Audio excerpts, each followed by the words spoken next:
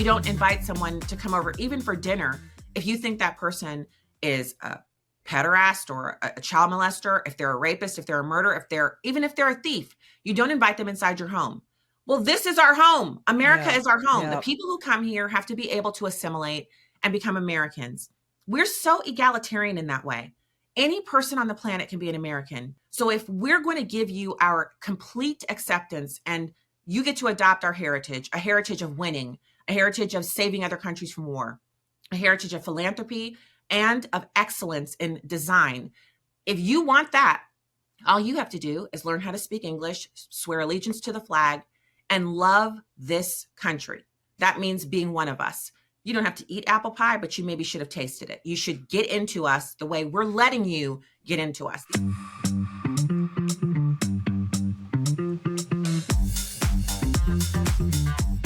Well, if you haven't met Stacy Washington, now you have.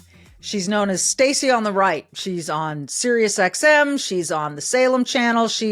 You can find her in a lot of places, and look in our show notes. We'll make sure to tell you where those are. But before you do any of that, please hit the subscribe button. We'd love to have you with us every single time. And it's not going to cost you a dime. So just hit subscribe. We'd love for you to get all of the episodes. Stacy Washington is an Air Force veteran and a decorated one. She has some very strong thoughts about our new Secretary of Defense, Pete Hegseth. She has some very strong thoughts about what it means to be in America and an American. And she has some very strong thoughts about these deportations we're seeing. And she has some very strong thoughts about women in the military and transgenders in the military. You're not going to want to miss this one. Stacy Washington is next. Stacy Washington, it is great to have you. So many people just know you simply as Stacy on the Right. You've done a ton of radio, podcasting, television, you name it. And it's great to have you here. And because you're an Air Force vet, and thank you for your service, by the way, Stacy. Thank you. Yeah. Thank you, Michelle. I want to talk about Pete Hegseth as the new Secretary of Defense and just the overall view that you have of his nomination, how it was very, very close, Stacy, as you well know, and we can get into specific reasons, but what do you think of Pete Hegseth in that role? So he's such a breath of fresh air because he's familiar with the war fighter. He's been to war. He's killed people. He's shot weapons. He's qualified on active duty. And he knows what it's like to serve. And he knows the people who serve. So back-to-back deployments means he's been over in our theater of war. He's been assigned. He's gone when he hasn't wanted to. He's gone when it has been inconvenient to him. And so he understands what that's like for everyday people who serve in our active duty forces. But beyond that, after he left the service, he decided to kind of go a different route. And obviously he was on Fox News as a host. I've actually been interviewed by him before on the weekend, and he's filled in during the week. And I've been on Fox and Friends. I'm like, oh my gosh, it's Pete Hegseth. It's so cool that he's now going into this role. But I actually had never gone to PeteHegseth.com and seen his resume. I knew he was a veteran. And I knew he wrote some books and he was on Fox. That's all I knew. I went to that website. I told my husband, I was yelling. I was like, get in here. We don't know anything about Pete Hegseth. So we go on the website.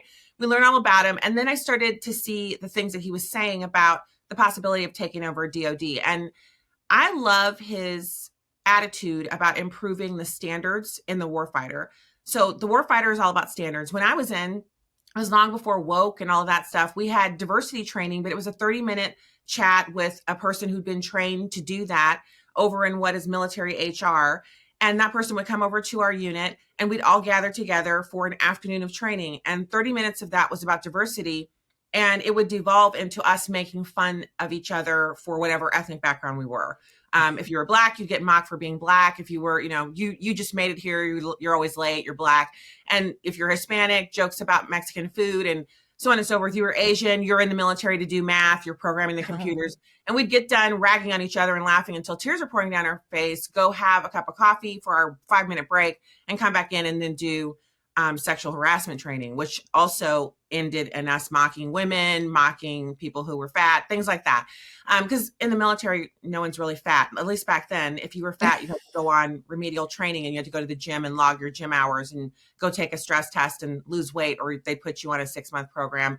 And if you couldn't lose the weight, they'd kick you out of the military. So, when I see him, he harkens from that era. And what I also love is that he never allowed them to get to him about his personal failings. So, that's the thing about all of us. A lot of us are in the public eye, and we've never had to go to the level that he went to, which is extreme vetting. So we haven't had anybody talk to our mother about, emails that she sent us when we were in our 20s. I certainly don't want anybody looking at those for me. And I don't want people to have, a camera sitting in here in my kitchen to catch me when I'm at my worst moments. And that's the equivalent of what we've seen with Donald Trump and all of these nominees. They've had their insides turned out for us to look at. And I personally would have cared about Pete Hegseth's marital issues 20 years ago before Bill Clinton or whenever that was. But the Democrats told me that that was none of my business for Bill Clinton. And so therefore, it's none of my business for any of these people. And so I just think Pete Hegseth's wife is really pretty and she looks like she loves him a lot. And they have 7 kids, and that's good for me. I'm glad to see him. Michelle, I'm glad to see him there. I actually think he's fun, so it's nice to have someone who's in charge of DOD who's fun. But I also know he's a killer. He's a stone cold killer. And you can't lead the premier fighting force of the world without being a stone cold killer, not if you want effectiveness. And I want to see strategic objectives and tactics that are created to complete those strategic objectives for the warfighter, because that's the chief complaint among active duty service members, is that they're going on deployments, but they don't know what tactics and strategic objective they are to attain. And that is a serious thing, to be watching your buddies getting blown up, people coming back without arms and legs, people coming back with PTSD, 17 veterans committing suicide a day.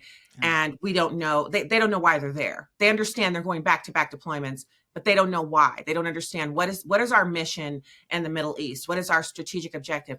These are important things. They mean something. And for the social experimenters, they want to come in and try out, transgender surgeries. And I understand that.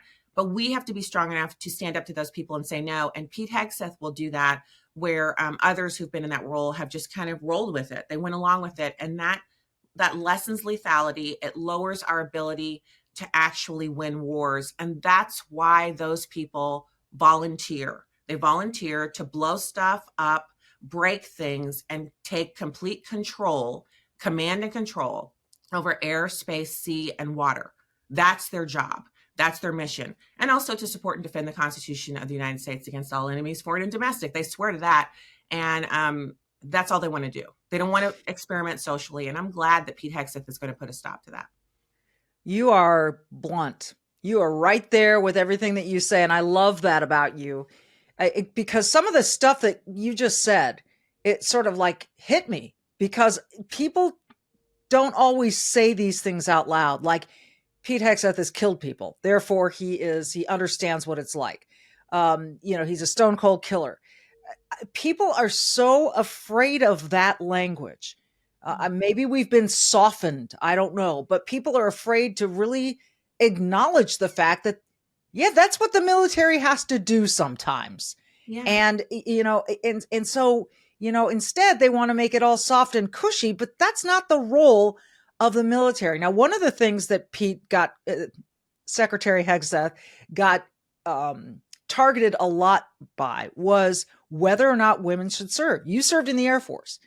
Pete has said in the past he doesn't think women are necessarily capable. How do you square that, Stacy? Well, I go back to, so first of all, I'm the 4th generation in my family to serve in the military. My husband is a veteran. That's where we met, on active duty. He's a 3rd generation in his family to serve. We also have other family members who are not in our direct line who served in the military. Most of them are men. Very few women in my family. I think I'm the only one who served on active duty. And so, I go back to a conversation I had with my father, who is a decorated Vietnam War vet. And putting aside all of the attendant issues from that war and how it was perceived by the American populace, he's killed people. And so one day in high school, I came home all, hopped up on feminism from a class where we were arguing in the classroom. One side of us, mostly the girls, were saying women belong in combat. The boys were saying, no, the women don't belong. I go home and I tell my dad about it. And I'm feeling very strongly that my dad is going to support me, because he always said, whatever you're going to go do, leave things better than you found it, which is one of the military mottos from the Army. And so I go home and I tell him, and he was like, yeah, let's sit down and talk about this. And so I sit down with him, and it's just he and I. And he said, this is the only time I'm going to have this conversation with you. The big game is almost here. Have you downloaded the Prize Picks app?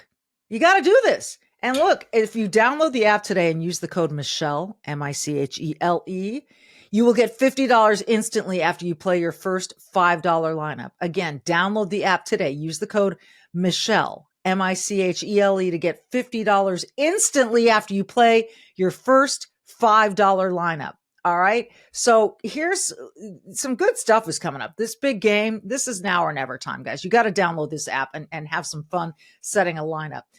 Don't miss out on the last football game of the season with Prize Picks. So Prize Picks is the best place to win some money while watching the big game. Prize Picks is also giving away a free pick for the big game, where one of the starting quarterbacks will only need to throw 1 yard to win. I picked Patrick Mahomes. You just get to choose which quarterback.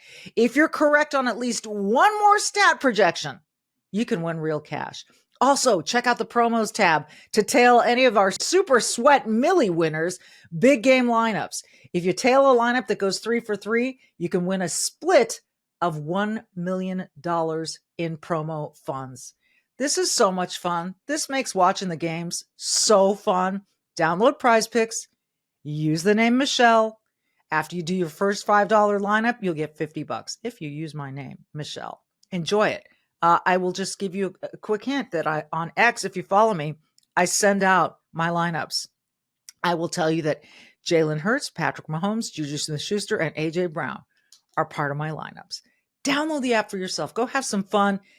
Prize Picks. Run your game.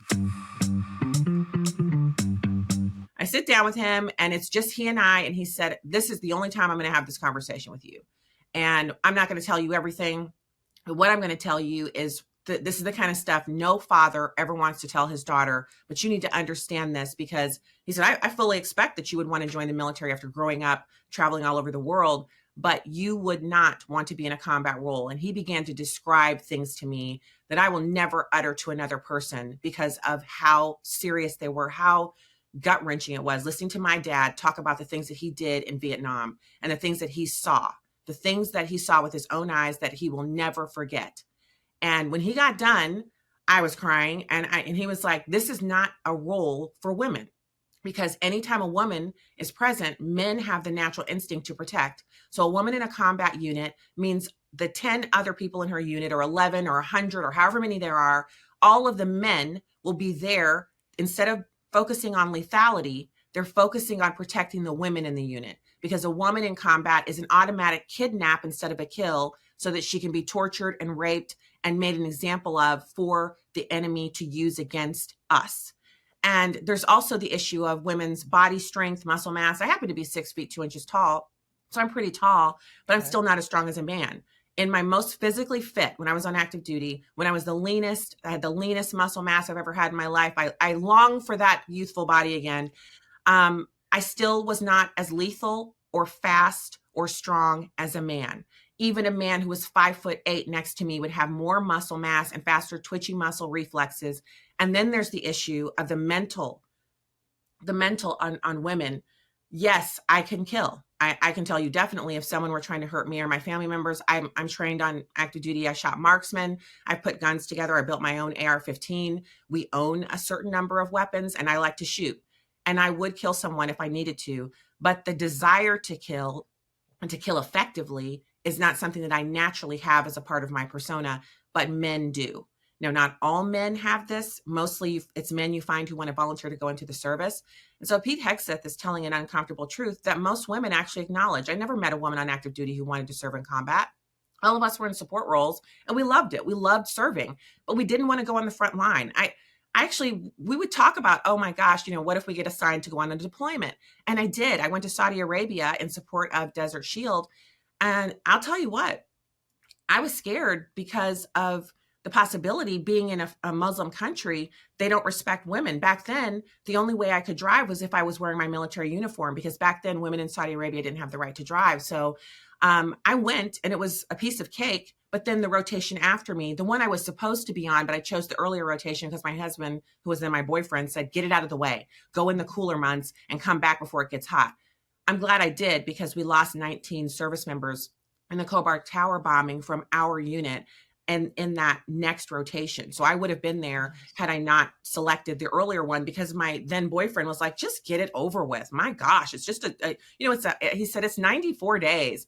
I'm like, okay. I mean, if you think it's going to be nothing. So this is an innate characteristic thing. It's also a society thing. Michele, wouldn't you rather be from a society that says that in America, our women and girls aren't required to fight in combat because we have enough men who want to do it, who are lethal at it, who are good at it, that we don't send women into combat because we don't have to? We are a nation of men who will go out and fight and protect and serve. Women have lost that whole idea that we are to be revered, uplifted, that we are the ones who actually control sex and childbirth, that we are the ones who actually control the way our society thinks about us. When we revere ourselves and keep our knees pinned shut until marriage, we command men in a way that no other thing can do. Your boss can tell your husband to do something, but you can tell your husband that you just don't feel like you're going to be feeling very well for, any indiscriminate amount of time. And you have far more readiness out of your husband in that moment than your husband's boss does. And your husband's boss is paying him a buttload of money to do whatever it is that he does for a living. So we have to have that understanding again. Pete Hegseth, for all of his failings, understands that women are to be protected and that we are lethal in our support roles. And he wants to restore that to the active duty services. And I think that is phenomenal. I was so happy to hear him say, or that he had said that. And then he walked it back for the confirmation hearings, but I don't believe he's changed his mind on it at all. So you think he had to walk it back in order to appease some opponents of his? I would have said, oh, yes, of course women belong in all of the roles, until I was in there, because he wouldn't have passed confirmation with the Republican women had he not taken that back. And so I don't know, maybe he has changed his mind, but I wouldn't have. So there are female pilots. Do you think it depends on the actual role? I'm going to play devil's advocate here, because I think there are some women who really do feel like they could kill and do want to be in combat roles. And there are some. There are some combat roles, and they've served honorably, and they've been decorated, and they have killed. Michele, there are always outliers. Like I said, I'm 6 feet 2 inches tall. I'm an outlier for a woman. Women aren't usually this tall. I'm an outlier for women because of the way that I think and the way that I approach other people. I'm an outlier. And there are lots of outliers in women and men. There are plenty of men. I've met them and shaken their hands before and thought, oh my gosh, I could arm wrestle him to the ground, because it's a softer, gentler type of a man I'm encountering. Yeah. Those are outliers. So we're talking about the traditional troop strengths, and we're talking about numbers. In the military, they look at groups in numbers, and they've done so much research about what size you need to be. And that's how they create the MOSs, that's Air Force lingo, but that's the job category that you would do. And when you take your test, your ASVAB or whatever you're taking, your military training test, you take that test, and they're basically picking apart your brain to figure out where you would fit in. And then they offer you a certain set of MOSs that they have openings in for you to fulfill. And then once you do that, you've basically been matched almost down to the genetic level to this job that they think you can do. And the issue with the combat is really, it's just about winning. So it's not that I don't think, obviously women can fly jets. Obviously, I mean, my gosh, women are intelligent and certainly have a lot of attributes that are great for the military. But I'm talking about combat infantry units. So a female pilot has a less likelihood of being captured by the enemy, but of course she can still be captured. But in an infantry unit where she is literally supposed to carry a 140-pound rucksack, if one of her compatriots goes down on the ground and can't walk, and they still have to make it back to the operational line, this woman is expected to pick one of these men up and carry him however many miles it takes. They're supposed to take turns carrying this person, because nobody gets left behind. The U.S. military doesn't leave people behind. So, I just go back to, well, can you do it? I can't carry a 140-pound man. how is a 5'4" woman going to carry a 140-pound man? And that's the average height for women is 5'4". You're tall as a woman when you hit 5'6". You're super tall. You're an outlier, double capital T genetically if you're over 5'11". And there are just many, many fewer percentage of women who are at that size than there are men. And even if a man is 5'8", he can still carry another man because they're just stronger. So it's about being able to do the job. And so if a woman is able to meet the standards, that's what Pete Hegseth said. He said he just wanted to normalize the standards. So the standard for a woman can't be less than a standard for a man on push-ups, body carry weight, speed at the run for 2 miles. All of those things have to be able to be done at the same rate as a man. And any woman who can do that can then possibly serve in combat. But then there's still the issue of the female in your unit throwing off the equilibrium.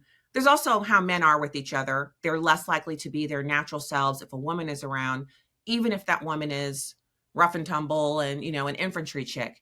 She's still a woman. So I just think sometimes we want things, and I wish Laura Croft Tomb Raider was a real thing. I've seen that movie. Angelina Jolie rocks. I used to think of myself like, you know, kind of in that same vein, but I never swung off of those strings. I never did flips. I never shot people in midair. You know, it just never happened. And so, you know, it's amazing. It is amazing, but it was also Hollywood. Yeah.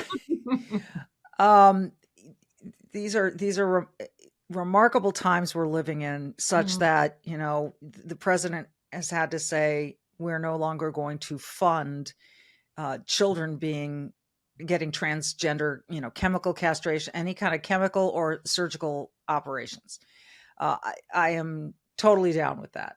And furthermore, they are saying transgenders cannot serve in the military. Again, your expertise on this is important. Did you, when you were serving, did you ever come across a transgender person in the service? No. I knew of someone who was gay, who back when I was serving, it was don't ask, don't tell. So you could be in the service and be gay. You just weren't going to, you know, broadcast it. And we all knew who that person was, and he was a member of our unit, and it was irrelevant. The transgender issue, it's about unit cohesion. I'd be surprised if you don't have trouble sleeping sometimes, because so many people do. So let me tell you what I have found that helps me sleep better. And I'm telling you, for me, it works. I've recommended it to friends and family members. It is not a drug. It is not a prescription. It's a cream. I put it on at bedtime. It's that simple. Now, look, I know it sounds like you're probably going, what? I was the same way. I tried it and it worked. And now I just keep the stuff on my nightstand. The company is Sleep Creme. They use all natural CBD combined with the finest essential oils. There's a rose scented one that I just love. And so I apply it before I go to sleep at night. So maybe on the insides of my forearms, the insides of my wrists, maybe by my neck, bottoms of the feet. And within minutes, I am relaxed and my body's able to do what it needs to do, which is sleep. You can find them at sleepcreme.com, sleepcreme.com. Just try it for a couple of nights. If it doesn't work as well for you, you know what? They guarantee they'll give you your money back. You don't even have to return the product. Sleepcreme.com, sleepcreme.com. And for the next few weeks, use the code GAMEDAY, all one term, to get free standard shipping on your first order. That's the code GAMEDAY. Are you ready for your best sleep ever? Sleepcreme.com. You know, so we don't like to have to say these things, but the fact is, everybody doesn't get along. And the military, they train you in basic, right? You're enlisted. I was enlisted. In basic, they trained us that I wasn't Stacy, right? I was a part of the military. And so they were asking me to put aside my preferences and things that were innate to me because I chose to serve. So, you know, that we had this one, it was a kind of like a little conference, a mini conference in basic. And we were so glad just to be inside, Michelle, because basic training is in Texas and it was hot. I mean, really hot. And they were like, we're having a conference today. We were like, oh, we're going to be inside the auditorium in the AC. And so we're sitting in there just glad to be cool. And this guy comes in, he's like, everybody in here chose to be here. If you were forced to be here, get up and get the hell out. And we were just, I was like, why do we have to leave? So everyone stayed. And he said, okay, good. So everybody here came of their own volition. He said, so that means you want to serve the US military. You want to make the Air Force excellent. And then he just started telling us war stories about people getting their legs blown off, stories about being over in the Middle East and serving. And he was just, it was brutal. And he said he was telling us this because we still had a chance to get out. You could wash out or elect to leave out of basic training. He said, if you make it through this, you're going to be in the military. You're going to be on active duty. You're going to be responsible for the person next to you. He said, everybody look at the person next to you. We look at each other. He said, do you like the person next to you? And I thought, I only like 3 people in this whole group that I'm in. The rest of them are total a-holes. And he said, but when you're out there and you're fighting the enemy, these a-holes you're sitting next to, I was thinking, oh, he must have heard me. These a-holes you're sitting next to are your ticket back home. The only way you're seeing your mom or your sister or your wife or your son or whoever it is that you love the most, the only way you're seeing them is if all of the people that are in this room are working as a unit. If you are going to serve the United States military, you're going to serve the Air Force, you're going to serve to complete a mission. And the mission is that every single person in here, even the biggest a-hole in this room, every one of you makes it back. Every one of you makes it back because nobody stays behind. We bring them back alive or dead. Everybody comes home. This is the U.S. military. We all jumped up on our feet and gave him a standing ovation. And I left that room understanding that as long as I was still on active duty, the people I was working with, they don't have to please me. They don't have to have good manners or English. They don't have to understand where I come from. I was a really bougie girl back then, and it doesn't really mix well with the Air Force. And so that was what people made fun of me for. Painted nails, makeup always on, that type of stuff. And I'm in the Air Force. And so, they had to accept me for who I was, and I had to accept them, not because we were going to be best friends for the rest of our lives, but because we knew if we got deployed, that was it. And we needed to have that attitude all the time because it's not something you can put on. Oh my gosh, we're at war. We're deploying in 24 hours. Get your mo bags together. Now we all have to become a team. No, we needed to be a team right then. So the transgender, it's experimentation and it's mental illness. It's not okay to say that. They changed the DSM. I also, Michelle, would love someone to go in and change anything on my computer in there where I do my finances and put everything to like $4 billion. And I'll just identify as You'll identify as a billionaire. Yeah, I love that. I will also identify as already having lost the weight I'm working on and a whole bunch of other things that I need to get done. I will identify as those things and they'll be fixed. And I identify as 25 years old, just so you know. I'm with you. That's my last thing on my list.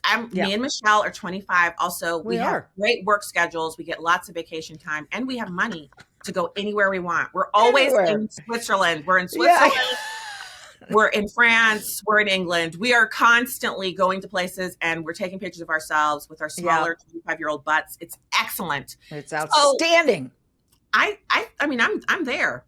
But most people would look at my finances and say, oh, you do pretty well, but you are not a billionaire. Right. So are you mentally ill? Are you kidding?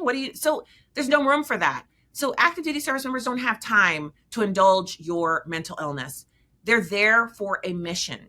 So experiment someplace else. And it's not that I don't like transgender people or it's none of that. It's not about it's about effectiveness. Mm-hmm. I think the place for people who are struggling with their identity is not on active duty in the service, right? That's one of the main things they do when recruiters are looking at you to join the military. They're also kind of doing a little bit of a stress test. They're trying to ascertain what kind of a temper you have. They'll often be insulting after they've gotten you to a place where they're pretty sure you're committed. They'll insult you a little bit to see if you have a hairpin trigger. And then you have tests that you go through on your way in. They're little things, but it's to make sure that you're, are you mentally sound? Right. You have to be mentally sound to get on a C-130 with a 140-pound rucksack and go overseas, get dropped off in a foreign place, and then start living there. To use the bathroom in bags in a little vehicle with other people right there with you. You can't get out because if you get out, you're getting shot. You have to do number 2. What are you going to do in your clothes? No, you're going to go in the bag that you ate your food out of earlier. You're going to use the bathroom in that bag. These are disgusting things that I wish I didn't know, but these are realities for active duty service members. You don't need someone who's struggling with their identity in that tiny little environment, trying to live. You're trying to live through wherever you are in that vehicle where you just learned that you are going to be under attack in a few minutes. You need to get from there to a safe space, back to base, back to a place where you know you're not going to be under attack. That's not the time for everybody to be sitting there having a discussion about why you're not using the proper pronouns for, number 6 over there or whatever his name is. You just can't do it. It just doesn't work. I mean, these are the hard truths, right? And people want to be empathetic to the point that they lose sight of reality. Like they lose sight of these goals, these missions, these concrete ideas and realities that we face. And I have a friend named Gad Sad. He's a professor in Canada, and I love him. Yeah, I do. Yes, we all love Gad, and he calls it suicidal empathy. That's the title of his upcoming book, and it's true. Let's let everyone into our country because we have it so good here. And guess what happens? These people are third worlders. They come from places where women aren't allowed to drive or show their face in public. They come to America. American women aren't just showing our faces. We're showing our rear ends, our side boob. We got everything out on the street. We're commanding and controlling businesses. We own property. We're going to school. We're not going to school. We're driving around. And we have an attitude. When we encounter someone who's walking with a woman who's wearing a black sheet, instead of just smiling and going on about our business, I'm always like, oh my gosh, what's that doing here? And the men who are walking with them are looking at me thinking, are you looking at us? And I'm thinking, what are you even doing in this country? I can't believe we allow it. I can't believe we allow it because they don't believe women should own things or be in charge of themselves. How can they come into our culture and be a part of America? I just don't get it, Michelle. These are such hard truths for some people, and because they just want to be nice and kind and empathetic, and all of that is good. That's a good thing.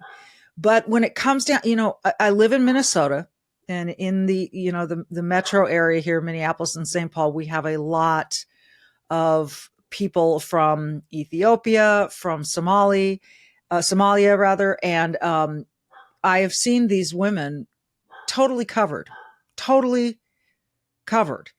And I want to, the feeling I get is one of, I can't imagine living that way. And I can't imagine that these women are respected or cared for or loved. People will say, well, it's just a religious difference. That may be, but that woman is not a full human in that case. You agree with that? I mean, going to Saudi Arabia and seeing the women. One time we were there. It was maybe half of our unit. We went to the mall in Riyadh, Saudi Arabia, and it was like a beautiful mall. I was kind of surprised. So we pull up and we're getting out of our vehicle. Now, what we had to do was we could have everything above the collarbone could show. So I couldn't show my collarbone. So I was wearing a sweatshirt because I also had to have my wrists. You can't see the wrist bone, the collarbone, or the ankle bone. That was the concession made for active duty service members who are women who would be deployed to Saudi Arabia.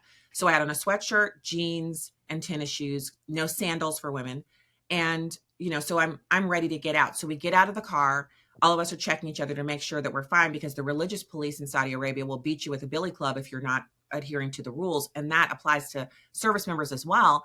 And our commander had said, when we get there, none of you are going to violate the customs. We're going to have a perfect, pristine deployment, and you will adhere to our version of the rules. And if you do that, the women among us will be driving just like the men. We're going to be as normal as we can. And so we get out and we're fine. And we glance over and a Mercedes-Benz pulls up and a man gets out. He's, nicely dressed. And 3 women get out. And judging by the ages of these women, it's his mom and his first and second wife, because you can have more than one wife in Saudi Arabia, and most of them do. So the women get out and they are Gucci, Louis Vuitton. I mean, they're decked. They look amazing. Reminding you again about American Independence Gold. You can find them at tafoyagold.com, Tafoya gold.com. If you want a secure investment that protects your wealth, You should have some of your portfolio invested in precious metals. And why American Independence Gold? These people are very knowledgeable. These people have tons of experience and they're veteran owned. And that is something they're very proud of. They support our vets and first responders. They support the Tunnel to Towers Foundation by giving a portion of their proceeds to that foundation, which is a great organization.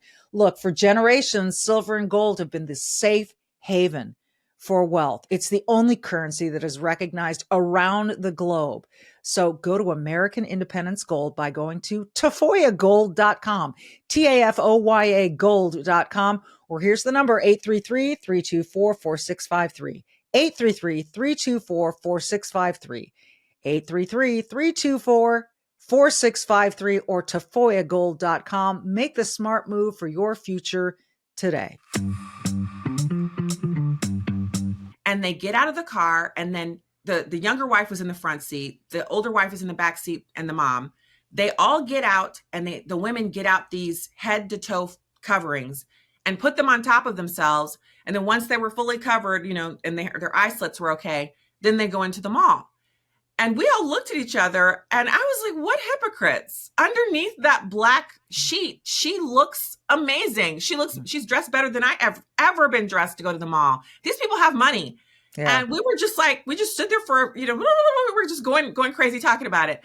And I realized that inside their compounds, in Saudi Arabia, you live in a compound where your servants live there with you, and then the husband and the wife and all the children, the wives, whatever. And inside the compound, they can be normal. And so for the Saudi Arabians, their women, they look good. The hair was dyed. The hair was long and beautiful and dyed. They had on makeup and they looked amazing. So I imagine that for some cultures, obviously Saudi Arabia is far different. It's a much richer nation than Somalia, and a much different outlook on, womanhood and all of that. They've just recently said that their women can drive. They passed a law. So they're much more westernized in some ways, but in other ways, of course, they practice Islam. And it's not compatible with the United States. American women aren't going to put up with the kinds of things that these people believe in. And what we've done is we've brought them here in such huge numbers they can't assimilate. So they've created little beachheads, little mini Somalia, mini Saudi Arabia, mini wherever they come from, they create a miniature of that. And then they live that way. And we're kind of surprised by it. Like when I heard that there was it's where Ilhan Omar was elected from. Yeah. When I heard that there was a district like that where people think it's okay to marry your brother, it's immigration fraud, but she married her brother. I'm like, those aren't Western ideals. These people aren't coming into American communities, opening a business or working for someone and becoming Americanized so that their kids sound and look like us. They're coming here and their kids sound and look like they're still in a refugee camp in Somalia. That's not going to work. And that's why our immigration policy has to be reformed, because first of all, we have to end chain migration. Just because you're someone's family member doesn't mean you automatically get to come and be a citizen of the United States. And second of all, we have to have immigration at a rate where assimilation can occur. Now, assimilation is a bad word to Democrats because they like anything that's good and clear and makes sense. But the fact is, you don't invite someone to come over, even for dinner, if you think that person is a pederast or a child molester, if they're a rapist, if they're a murderer, even if they're a thief. You don't invite them inside your home. Well, this is our home. America is our home. The people who come here have to be able to assimilate and become Americans. We're so egalitarian in that way. Any person on the planet can be an American. Do you know what I can't be? I can't be a German. I have no German ancestry. I've checked. I've done a little DNA thing. None. I grew up in Germany. If I lived there full time and took German citizenship, I could be a third country national. I could be an American expat, but I could never be a German. Same thing with the French. Same thing with being a member of the, Switzerland. Their community actually has 3 languages, and it doesn't matter what country I go to. I can't be Japanese. I can be a citizen of Japan.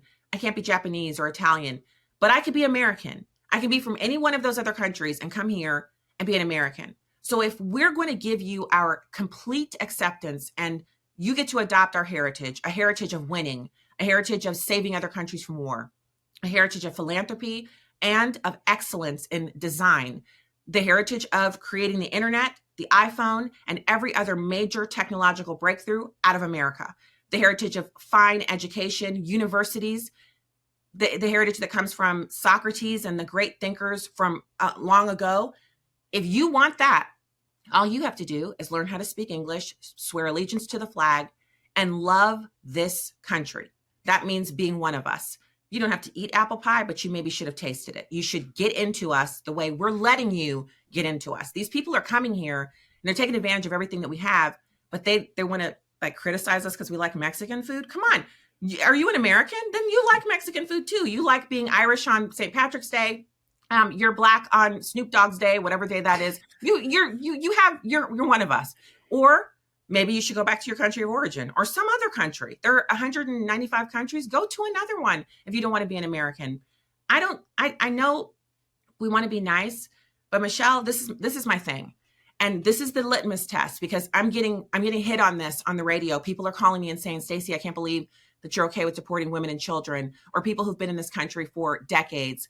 They've been here. They have done wonderful things. They're fantastic philanthropists. And my answer to that is, so there's being nice that leads to stupidity, and there's being mean that leads to a better life for everyone. And I'm mean to them because what I actually think is mean is rape trees, an 1,100-mile journey through the Darien Gap that includes being raped all the way there, dying in the sands in our border towns, on ranchers' land because you're dehydrated, because you're trying to get into America the wrong way. It is absolutely an atrocity. It's mean to know that we've lost 350,000 alien children who were sent here unaccompanied. It's mean to think that if you're separated from your family member through deportation, people care, but they don't care if you commit a crime and you're separated from your family because you have to go serve jail time because you've been convicted. Nobody cares about that. It's a shame. It's mean to think of the 400,000 children, most of them Black, in foster care in America, who get no attention from the media. But every time you turn around, we're talking about unaccompanied minors, people whose parents sent them like a package to America. They don't love them. They don't love these children. They say they're doing it because they love them. They want them to be Americans, but you don't love a child you'll let out of your sight overnight with strangers to turn over to the drug cartel so they can drop them over a fence like they did that 2-year-old girl a couple of years ago. I'm telling you that I'm mean, but I'm mean because I love you. And you can talk to any of our children. I was the mean mom. They would say, oh, Mom, that's mean. I'm like, that's mean, but that's love because I'm keeping you here. You're not spending the night at some stranger's house because I don't want you coming home tomorrow a different person. They can come spend the night over here. There are things that you do that sound mean that are actually logical and sensical and are for the promotion of goodness and order and people's safety. And that's the meanness that we need. And then the other stuff that people are talking about, I have to let it roll off my back because as far as the deportations go, I'm thinking about the women whose pillows are wet every night because their children have been killed and raped by illegal aliens. And so that's Jocelyn Narange's mother. It's Lake and Riley's mother. It's 1,000 other mothers who never made it to prominence nationally because their stories just never made it there. Those women will never be the same. They're going to go to bed with their pillow wet every night from here until the day they die, probably because their daughters weren't just killed. They were violently raped and thrown away like trash after being murdered. And every time I start to feel sympathy for people who have only committed one crime, I have to remember those women. And I want everyone else to remember them. I want you to remember it's not just those women.